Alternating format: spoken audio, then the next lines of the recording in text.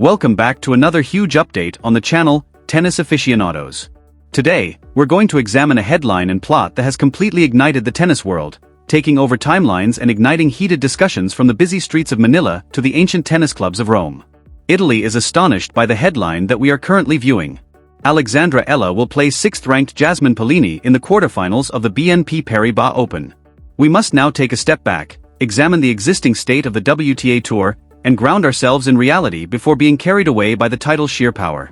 It is my responsibility as your devoted source for tennis facts to gently dispel the myths that are currently circulating online.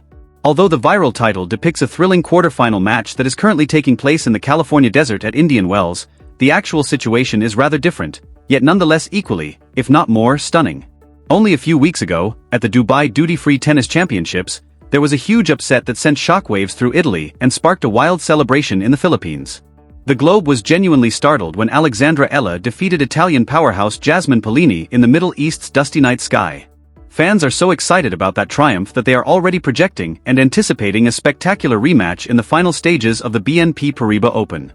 To be honest, who is to blame? The possibilities for what can happen next on the vast stage of the tennis paradise in Indian Wales are endless when you watch a generational talent like Eala defeat a top-tier, seasoned champion like Paolini. Let's correct the record and discuss what transpired, where these two amazing players are at the moment, and why everyone in the tennis world can't stop talking about them. In women's tennis, we are witnessing a paradigm change. On the one hand, you have Jasmine Paolini, a consistent member of the top 10, a previous Dubai winner, and a player renowned for her unrelenting baseline aggression, her powerful top spin, and her amazing battling spirit, which has made her an Italian hero. Conversely, Alexandra Eala, a 20-year-old emerging star from the Philippines and a graduate of the Rafa Nadal Academy, is a left-handed powerhouse who is quickly evolving from a promising junior to a legitimate monster slayer on the senior circuit. It was more than just a tennis match that took place in Dubai. It was a declaration. In an hour and 40 minutes of amazing tennis, Eala defeated Paolini 6-1, 76. Eala's ranking, which just reached a career high of world number 31, was well justified by her third career top 10 triumph. Take a moment to consider how serious that is. A player from the Philippines, a nation known for its intense sports culture but which has long yearned for a worldwide tennis legend, is suddenly competing against the top players in the sport and winning. The game in Dubai was a masterclass in both mental toughness and tactical execution. Eala started off strong, controlling the opening set with such accuracy that Paolini was left reeling. However, Eala demonstrated her championship attitude during the gritty, stressful, and nerve-wracking tiebreak in the second set. Match points were saved by her. In front of a stadium full of fervent Filipino expatriates, she maintained her composure. And she shut down a player in the top 10.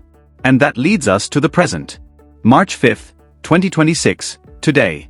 Officially, the tour has moved from the Middle East to the United States. We are in Indian Wells for the BNP Paribas Open, which is regarded as tennis' 5th Grand Slam. The draw is extremely packed, the stakes are higher, and the spotlight is stronger. Because of her incredible run in Dubai, Alexandra Eala has come in California as a seeded player rather than an underdog. She receives a highly sought-after first-round bye as she sits 31st in Indian Wells. She has been recuperating and sleeping for the past week.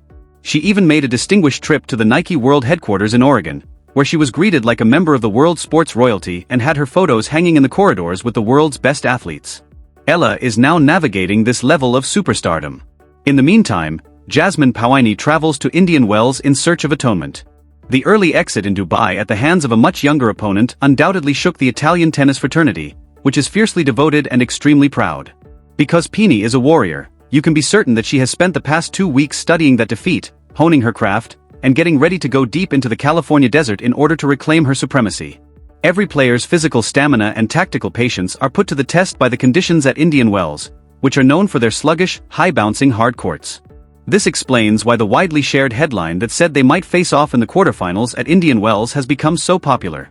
It is the ultimate tale of retaliation combined with the ultimate tale of underdog survival. A rematch in the desert would be one of the most eagerly awaited games of the season if the draw goes a certain way and both players make it through the perilous early stages. However, we must delve far deeper to comprehend the real significance of this possible match and to comprehend why the initial upset startled all of Italy. We must examine the particular game dynamics that enabled Eala to neutralize Paolini. As the 2026 season picks up speed, we must examine the psychological aspects at work and chart the course for both of these amazing athletes.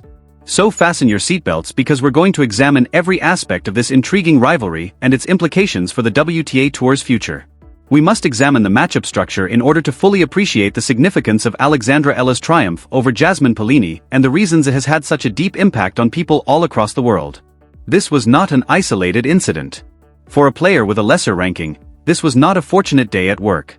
This was a young woman who is quickly developing her tactical identity, methodically demolishing a top 10 game plan. Let's examine Jasmine Paolini first. On the tennis court, the Italian is a natural powerhouse. In comparison to some of the towering celebrities on the tour, he was quite small in stature.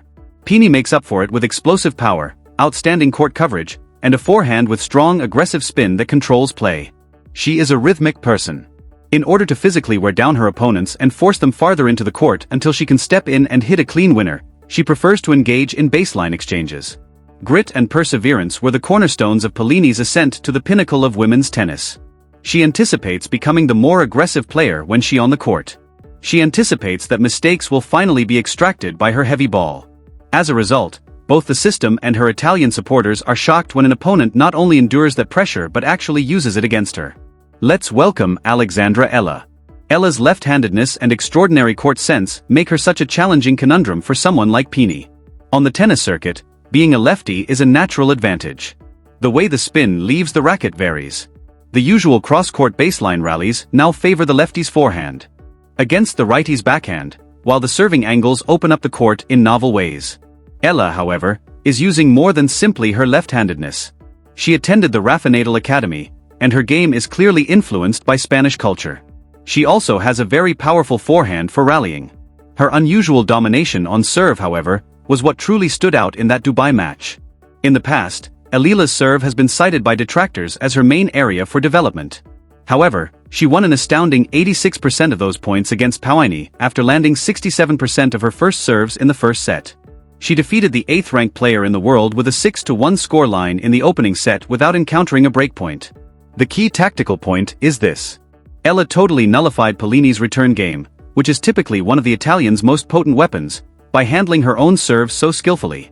Paolini's strategy is to break the opponent's morale, put pressure on the scoreboard, and get into return games. Eala just prevented that from occurring in the beginning. She seized control of the rallies right away after hitting her spots and stretching Paolini with a lefty slider out wide on the ad court. However, a champion's performance while in the lead is not the real litmus test. It is their reaction to a change in momentum. And the momentum unavoidably changed in the second set. Paolini dug her heels in, displaying the passion of a champion. The rallies grew longer and more taxing. In the Dubai stadium, the tension grew to the point where a knife could cut through it. Eala had 2 breaks, and Paolini took 2 more breaks. Paolini saved 3 match points and forced Eala to serve to stay in the set at 54 down, demonstrating why she is among the top 10. This is precisely the situation in which a young, inexperienced player usually falters. It may be quite stressful to close out a player in the top 10, realize what's at stake, and deal with the boisterous crowd. To force a tiebreak in the match, Eala had to save 2 set points. Let's discuss that tiebreaker since it was a superb example of top tennis and a microcosm of the entire match. There were clear winners in the first 8 points of that breaker. Neither of the players was giving up. In the middle of the ring, they were exchanging blows like heavyweight fighters. Eala later said in her post-match press conference that she was aware of how many Filipinos were praying for her victory because the stadium was packed. She said she had to give it her all, and she did. Eala jumped in when Paolini made a tiny mistake and lost focus. To complete the upset, she built up her 5th match point and delivered a scorching forehand winner. Her win had a cultural impact, as evidenced by the ensuing Filipino frenzy and the possibility of ale pouring down from the stands. There were 2 shocks for Italy. It is always disappointing to lose a prominent player early in a major event, but the way the loss was handled was even more disappointing. In the first set, Paolini was outplayed tactically, and in the pivotal stages of the second, he was outnerved. The Italian sports media, which are renowned for their fervent and insightful reporting, had to face the fact that a brand new, extremely dangerous competitor had formally entered the fray. Let's now move this setting to Indian Wells today. Dubai is not at all like the BNP Paribas Open. It's dry outside. The ball travels swiftly through the air, but as it hits the extremely gritty court surface, it is grabbed and slowed down.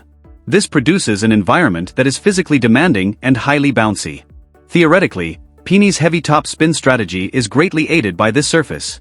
She has the ability to pound her opponents into the dust of California while standing back and ripping big forehands. But it also helps Eala's evolving game. Eala has more time to build up her powerful ground strokes and craft points with the tactical acumen she has been shown on the slower courts. Eala is also experiencing a surge of great self-assurance.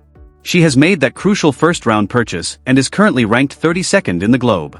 She is watching the first-round matches in the wings, getting ready to take on either the strong Ukrainian Diana Yastremska or the seasoned Chinese star Jingai in the second round. Although both are seasoned activists, Eala has demonstrated that she belongs at this level. Eala has a lot of intriguing tales ahead of her if she makes it through her first battle.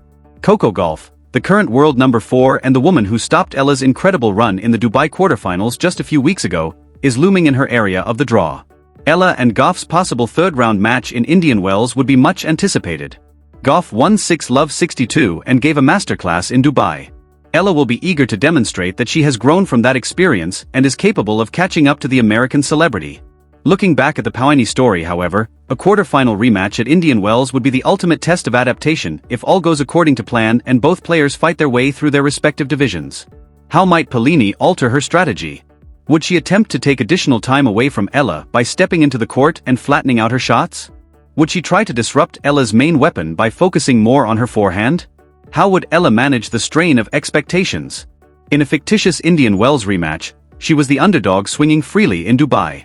With her recent victory over Paolini, she would be the proven giant slayer. It would completely reverse the psychological dynamic. We need to examine the implications for the WTA's overall environment, not just the tactical X's and O's. We are living through an era of transition. A tough and hungry group of new players, led by players like Mira Andrea, Coco Gauff, and now unquestionably Alexandra Eala, are appending the existing hierarchy while experienced champions like Aina Sabalenka and IG Swiatek continue to rule. Eala's impending schedule makes her breakthrough especially noteworthy. She must go to the Miami Open after Indian Wells, where she defeated big champions like Yelena Ostapenko, Madison Keys, and IG Swiatek in an incredibly remarkable and unparalleled semi-final run last year as a wild card. Eala has roughly 400 ranking points to protect later this month as a result of his incredible run in Miami last year. Because of this, her current performance at Indian Wells is crucial. Every game she wins here serves as insurance, protecting her ranking in the event that she is eliminated early in Miami. There is a great deal of pressure. However, if the match against Paolini in Dubai taught us anything, it is that Alexandra Eala does not back down under duress. She takes it in, digests it, and applies it to improve her performance.